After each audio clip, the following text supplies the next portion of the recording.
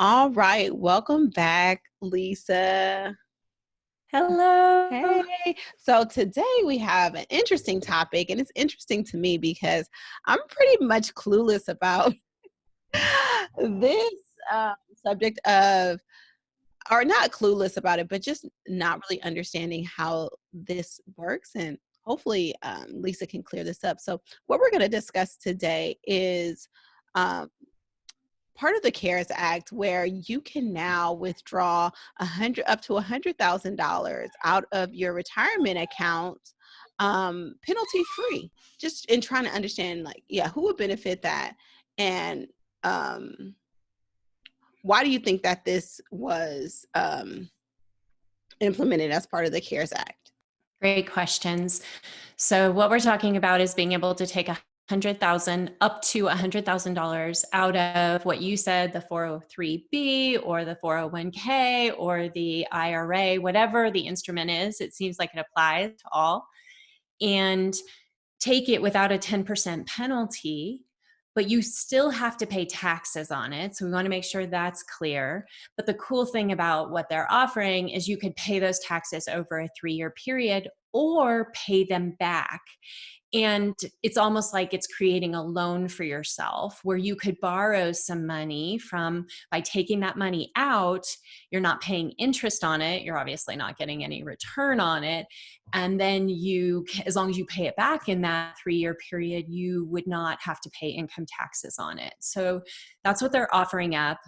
The reason they did that is makes a lot of sense because, as you and I were mentioning before, there are a lot of people who do not have emergency accounts, emergency reserve accounts. And so if they are cut in their income right now and they're not able to pay their bills, this is giving people a choice of using money that they would have used later for their retirement to pay their bills today, not lose their house, be able to eat, be able to, take care of their other financial obligations. So it's a great idea in concept, and I don't know that we've ever seen anything like this happen before, actually, in this way. So it's pretty profound that they gave us this tool. The question is, how can we use it wisely? Right. Yeah, so just in during normal times, when you advise your clients, would you advise them to withdraw money from their 401k? No, it's the absolute worst case scenario. And particularly, getting hit with a 10% fee in normal times would be even worse. But the reason we don't want to do that is multifold. We don't want to take that money unless it's kind of last resort money, because we are, first of all, we might be selling while the market is down, and so we're giving up potential reward for sitting in the market and having it come back in the future. Most people, when they take money like this, we have to assume, even though your intentions are pure, that you want to return it and put it back in there over the next 3 years. I don't think we're going to be in an environment where people are going to be feeling like they've got lots of extra cash. So there's a great chance you won't put it back in. And that means that you might have to work longer than you were planning before you could retire, if that's even an option, or retire at a lower standard of living than what you expected. So it's serious. Like, we don't want to do it unless we have to. Yes. So for me, I'm really trying to understand why this was even included as part of the plan if it could have such a detrimental long-term effect on people. I mean, like, just pulling from the retirement and losing all that money that can potentially grow, and the whole point of it is for you to have something later on down the line, right? And for 100,000, I mean, for it to be $100,000, that can wipe out somebody's whole retirement. I'm just having a hard time grasping, like, why would this be economically beneficial? Yeah, I think it's really in those cases of having to avoid moving or having, the situation where you're not able to keep your car, or which you need to get to work with. I mean, these are like big decisions that you're coming up against, that your only option is this. Because if you do it now, then the idea is you're going to keep things running smoothly going forward. But again, if there are any other ways that you could get access to money by, we talked about before, cutting your expenses, making some hard choices, you're going to want to do all of those before you decide that this is the only option.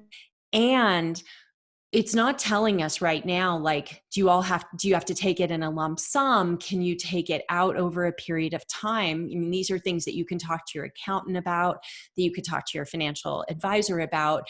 But you want to see, perhaps you might say, well, I need, let's say, $5,000, and you have a $100,000 account. Like, you don't want to take any more than you absolutely need. So make sure that you have some flexibility in potentially taking a few if you needed it, and only if you need it. Could that be possible? Like, that's a great question to ask before you go. And we haven't seen, like, it doesn't say one time, but that may be in the code, and you'd want to know that. Is it only one time? And then that's a really crappy situation, because you're going to have to guess. And also know, because the one thing about this ruling is that you could take, it was a one time, you took 20,000, you're not sure. The minute you don't need that money, it needs to go back into that account as fast as possible. So, like, this is about trusting yourself and being extremely disciplined, treating that money like gold. Yeah. I'm just wondering about people who are more financially savvy and they're just like, oh, now I have access to this $100,000. Is this a good time to use that as a down payment on some like investment property, or to, trade in the market while the market is kind of low? What about people who are thinking like this is just a big opportunity for a cash grab, to get into their retirement funds to maximize whatever their financial interest is? Wow. Yeah, that's a really good point. And I think you and we try to be savers as best as we can, but some people have saved up a lot more money than they've saved in any other place in their 401k. And this is like giving a lighter, to like a little kid, like, boom. Because what I say is that if you have not had access to that kind of money before, please, please, please know that there is a really good chance it is going to slip through your fingers and it will be gone before you know. Hmm. Like, money is fascinating because all these things happen inside of us, like, that we don't even really understand. Like, all of a sudden I get that car, or my husband gets that car that he's wanted, or something, just sort of shiny object syndrome comes in. And you're right, maybe it's an investment, but in all fairness, right now, this isn't, unless you've really created a system and let's say the real estate market, which I think is going to have a lag effect on all of this. Like, now is not the time to be buying real estate. Let's wait until we see what happens with the economy. And again, experienced investor is going to take a very different approach than a brand new person who says, hey, this is money for me to set myself up with something. Go very cautiously. What about those people who look at it as an opportunity to roll out money into their IRAs? Mm-hmm. So we talked about that. This would be where you take the money out of the IRA and you put it like in a Roth IRA, and so you're making you're being able to change the way that the taxes are going to be handled on that money going forward. And there are rules about that have not gone away. So, like, if you don't have a hardship, or you can't prove that that money was needed for the COVID relief, and you do more than like the $6,000 or $7,000 that you can do per the tax code every year, then you are running the risk of being hit with penalties. I wanted to know, it seems like the way that they're defining a hardship, or there's actually no real definition of what constitutes a hardship. Um, so right, there is no official definition other than affected, meaning the way I interpret that for my own affairs, because I read this stuff and I pay attention and I would never want to be hit with a penalty, is I'd want to show a loss of income in some area of my life. Like, this is what I made last year. This is what I made before COVID. And this is what it was. Like, something to indicate that there was an impact that would pass the, some test. That they're probably never going to ask you any of this stuff, but I like to have it so that I don't get caught off guard. Yes. Yes. And I think that's what most people should be prepared to show that they experienced a loss. Because I don't play with the IRS, and I hope you don't either. Never. For people who think that they may be experiencing a hardship and may possibly want to tap into these funds, what do you recommend them do? So the arrangement would be contacting, if you're employed, contacting your employer, going through the process that they're going to designate. My guess is with the 403B, they have a loan process already set up. Is that right? Just like a 401k would? And Yeah. so instead of it being 50,000, which I think was what a lot of 401ks limited in the past, now it would be increased. And then you have that ability over that 3-year period to pay it back into that account. So you could do that. If you have an IRA, then you would approach your financial advisor that is managing that money, and you would find out the process of how they're going to get that money to you. Probably an application. And the goal is, if this is something that you should only tap into if it's a dire emergency, and if you have to create a plan to pay it back as soon as possible, right? Yeah, definitely.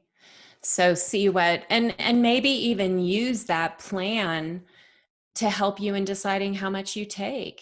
Because again, every dollar matters. You don't want to pay back any more than you have to. I mean, you don't want to have a big obligation, 3 years from now. So see what is reasonable. What could you do based on your salary? And when things return to normal, how long would it take you to pay that money back? And use that to help you decide. Right. So in summary, this is not something you should take lightly. This is something that you should talk to a professional about before approaching, and you really should have a solid plan around how much you take and how quickly you can pay it back. So, um, although it might seem like an excellent opportunity to get access to a whole bunch of money that you previously didn't have access to, look at it as your last bottom of the barrel kind of like emergency fund. Yep. Great food for thought. Okay. Well, Lisa, this was great. Another informative episode. I'm sure people will have a lot of takeaways from this. And I definitely do. I actually think I'm going to call just my 403B administrator just to ask some clarifying questions about it. So maybe we'll touch bases about it briefly again. But yeah, thank you. Thank you.